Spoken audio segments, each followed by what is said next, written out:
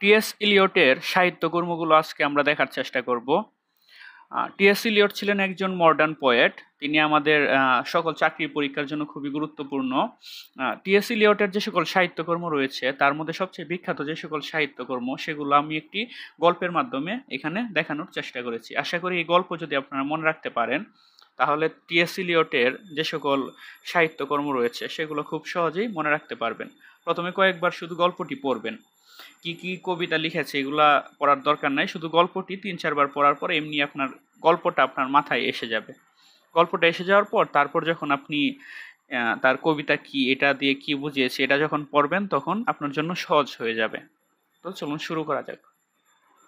T.S.. ইলিয়টকে আমরা পড়ব হচ্ছে থিওরি ইলিয়ট।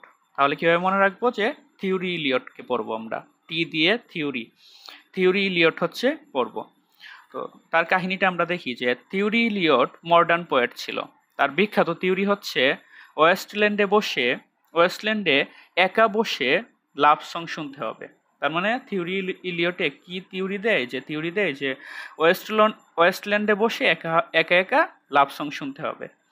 তো তার বিরোধী করে একজন নাম হচ্ছে হলোম্যান এসে বলে যে আমি হচ্ছে এসব থিওরি তোমার মানি না, আমার থিওরি হচ্ছে যে সকলের উচিত হচ্ছে ইন্ডিভিজুয়ালি ট্রেডিশনাল গান শোনা। ঠিক আছে। তো প্রথমে কি বলে টি.এস. ইলিয়টে বলে যে টি.এস. ইলিয়ট একজন মডার্ন পোয়েট ছিল, এই জন্য সে হচ্ছে বলে যে ওয়েস্টল্যান্ডে একা বসে লাভ সং শুনতে হবে। কিন্তু হলোম্যানের থিওরি কি? হলোম্যান বলে যে আমার থিওরি হচ্ছে যে ইন্ডিভিজুয়ালি ট্রেডিশনাল গান সবাইকে শুনতে হবে। এই কথা শুনে হচ্ছে টি.এস. ইলিয়ট রেগে যায়, যেহেতু তার বিরুদ্ধে একটা থিওরি দেওয়া হয়েছে, এই জন্য সে রেগে যায়। রেগে গিয়ে সে ওয়েনসডেতে হলোম্যানকে জিন দিয়ে পেঁচিয়ে মার্ডার করে। তাহলে কি যে আমাদের হলোম্যানকে জিন দিয়ে পেঁচিয়ে হচ্ছে মার্ডার করে ওয়েনসডেতে। আরেকবার যদি আমরা গল্পটা বোঝার চেষ্টা করি, টি.এস. ইলিয়ট থেকে আমরা মনে রাখবো হচ্ছে থিওরি ইলিয়ট।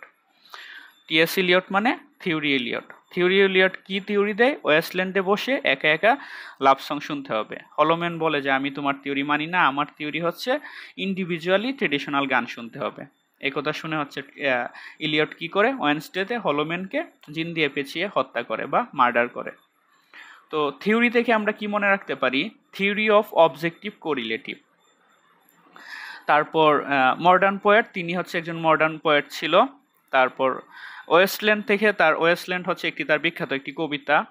একা মানে হচ্ছে ড্রামাটিক মনোলগ, আর লাভ সং মানে হচ্ছে the love song of J Alfred Prufrock. তো এটি হচ্ছে তার একটি ড্রামাটিক মনোলগ, বিখ্যাত একটি ড্রামাটিক মনোলগ।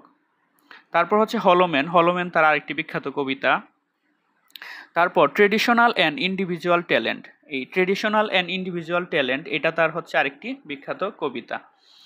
এই কথা শুনে ওয়েন্সডেতে থেকে আমরা মনে রাখবো হচ্ছে অ্যাশ ওয়েন্সডে। এই অ্যাশ ওয়ার্ডটা আলাদা করে মনে রাখতে হবে, অ্যাশ ওয়েন্সডে।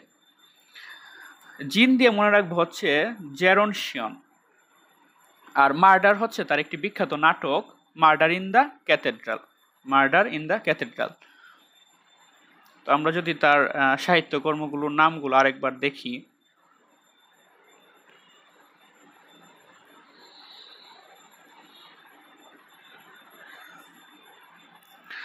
তিনি থিওরি অফ অবজেক্টিভ কোরিলেটিভের জন্য হচ্ছে বিখ্যাত। তিনি মডার্ন পিরিয়ডের মডার্ন পোয়েমসগুলো যদি আমরা দেখি যে ওয়েস্টল্যান্ড দ্বারা বর্তমান পৃথিবীকে হচ্ছে বোঝানো হয়েছে। এখানে হচ্ছে 5টা পার্ট আছে, আমাদের এই ওয়েস্টল্যান্ড কবিতায় 5টা পার্ট আছে। The love song of J Alfred Prufrock, এটা হচ্ছে তার একটি ড্রামাটিক মনোলগ এবং এটি আধুনিক বাংলা সাহিত্যের শ্রেষ্ঠ ড্রামাটিক মনোলগ। তারপর তার আরেকটি পোয়েম হচ্ছে হলোম্যান, তারপর আরেকটি হচ্ছে অ্যাশ ওয়েন্সডে এবং আরেকটি হচ্ছে জেরন শিয়ন। তো এই যে জেরন শিয়ন, এটার কাহিনীটা হচ্ছে এরকম যে সেকেন্ড ওয়ার্ল্ড ওয়ার শেষ হয়, তারপর সে এটা লিখে যে সেকেন্ড ওয়ার্ল্ড ওয়ারে তার একজন বৃদ্ধ লোকের চোখে পৃথিবীটা কেমন ছিল, পৃথিবীর অবস্থাটা কেমন ছিল, এটাই হচ্ছে এই আমাদের কবিতার মধ্যে দেখানো হয়েছে। তার একটি বিখ্যাত নাটক রয়েছে, নাটক হচ্ছে মার্ডার ইন দ্য ক্যাথেড্রাল। এটাই হচ্ছে তার শ্রেষ্ঠ নাটক, এটা ইম্পর্টেন্ট। এই ওয়েস্টল্যান্ডটা বেশি ইম্পর্টেন্ট, এই লাভ সংটা বেশি ইম্পর্টেন্ট, জেরন শিয়নটা বেশি ইম্পর্টেন্ট। তারপর আমরা দেখব যে জারি হচ্ছে সমালোচনামূলক গ্রন্থ থাকে, ঠিক আছে, সেগুলো আমরা হচ্ছে বেশি করে পড়ার চেষ্টা করব। সেগুলো ইম্পর্টেন্ট থাকে। Traditional and individual talent.